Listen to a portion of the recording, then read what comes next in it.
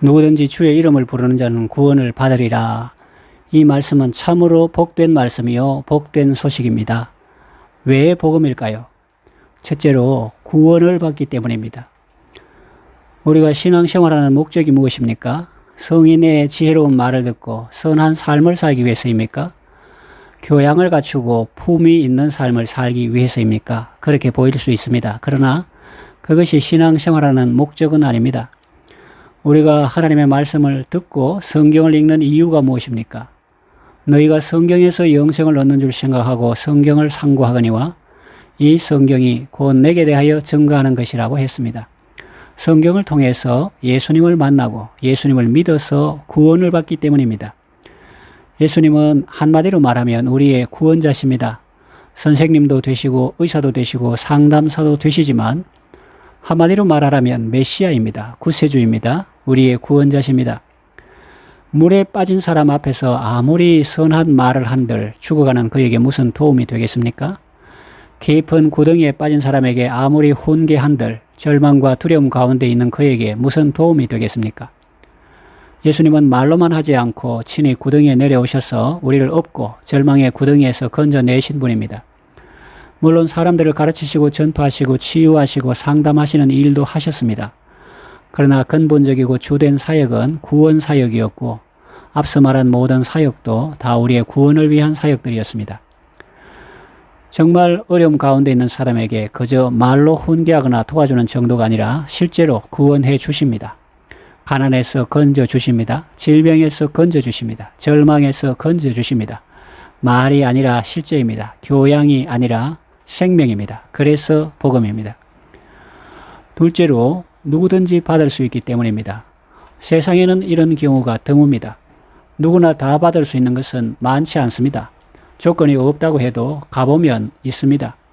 땅콩 박사로 유명한 조지 워싱턴 커버가 젊은 시절 대학에 합격해서 입학하러 갔더니 그제야 흑인은 안 된다고 했다고 합니다.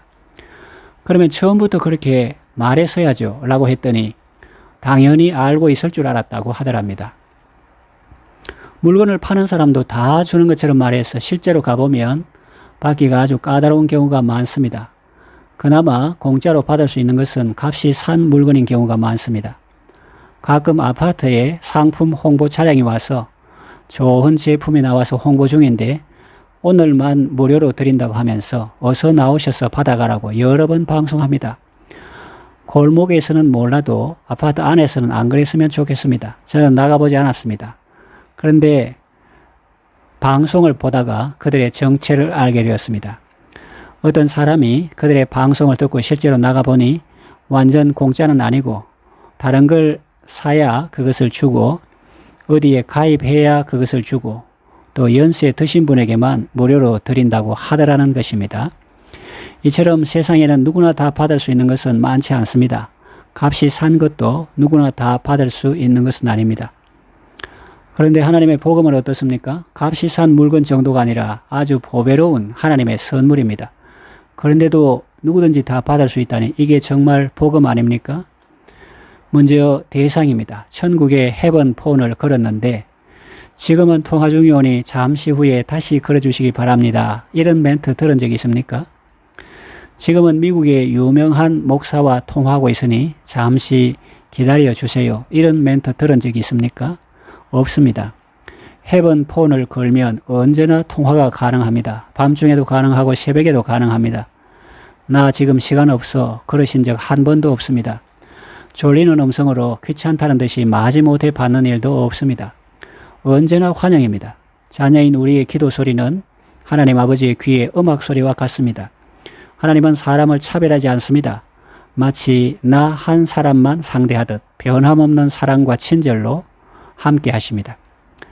다음은 정도입니다. 사람들은 귀가 안 들리는 것도 어느 정도는 그 기능이 살아있어야 회복시킬 수 있다고 합니다. 아예 기능이 죽은 것은 살릴 수 없다고 합니다. 그러나 성경은 죽은 것도 살릴 수 있다고 합니다. 그렇다면 몸의 일부분 기능 죽은 것 살리는 것은 문제가 안 되겠죠. 이것은 정말 놀랍습니다. 사람들은 보통 역기능 가정에서 자란 아이는 상처와 아픔이 많고 그것을 회복시키는 데 사회가 고스란히 그 비용이나 대가를 지불해야 한다고 말합니다. 심리학자들이 그렇게 말합니다.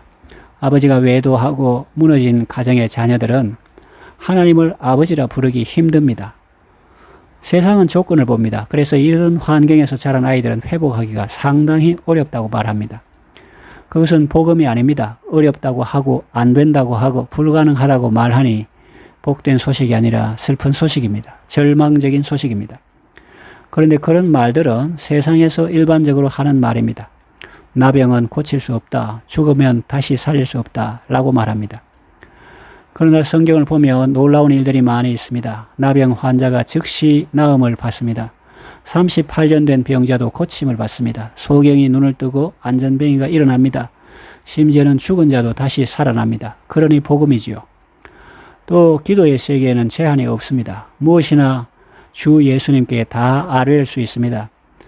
아버지가 악하니 아들도 악할 수밖에 없다고요? 세상에서는 그렇게 말하겠죠. 그러나 하나님 앞에서는 그렇지 않습니다. 왜냐하면 아버지가 악한 왕이었는데도 아들은 선한 왕도 있기 때문입니다. 그러니 누구를 탓하거나 핑계할 수 없습니다. 물론 부모는 자녀를 잘 양육해야 합니다. 그러나 자녀는 부모를 핑계할 수 없습니다. 신앙의 세계에는 제한이 없습니다. 부모를 핑계하지 말고 하나님을 바라보아야 합니다. 하나님은 없는 것도 있게 하시며 죽은 자도 살리시며 안 되는 것도 되게 하시는 분입니다. 성도는 무엇이든지 주 예수 앞에 다 아뢰일 수 있습니다. 큰 믿음으로 기도하시기를 바랍니다. 셋째로 주의 이름을 주셨기 때문입니다. 사람들은 대부분 자기의 인감 도장을 아무에게나 맡기지 않죠.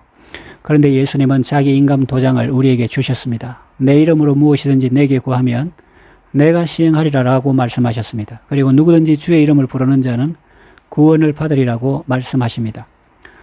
우리가 부를 수 있는 아주 효력이 있는 이름, 귀신들도 알고 떠는 이름, 모든 이름 위에 뛰어난 이름, 그 예수님의 이름을 우리에게 주셨습니다. 마음껏 부르고 마음껏 활용하라고 우리에게 주셨습니다.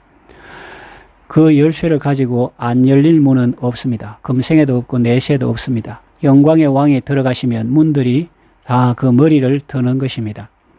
사람들은 자기 명이나 자격증을 대여하면서 돈을 받습니다. 그런데 예수님은 그것과 비교할 수 없을 정도로 큰 가치를 지닌 자신의 이름을 우리에게 기꺼이 주셨습니다. 내 이름을 활용해서 이 땅 어디든지 가고 내 이름을 활용해서 무엇이든지 필요한 것은 다 공급받으라는 것입니다. 예수님의 이름으로 기도 응답받고 예수님의 이름으로 승리하시기 바랍니다. 누구든지 주의 이름을 부르는 자는 구원을 받으리라. 이 얼마나 복된 말씀입니까? 여러분 모두 하나님의 복된 말씀을 잘 들으시고 복된 삶을 살아가시기를 바랍니다.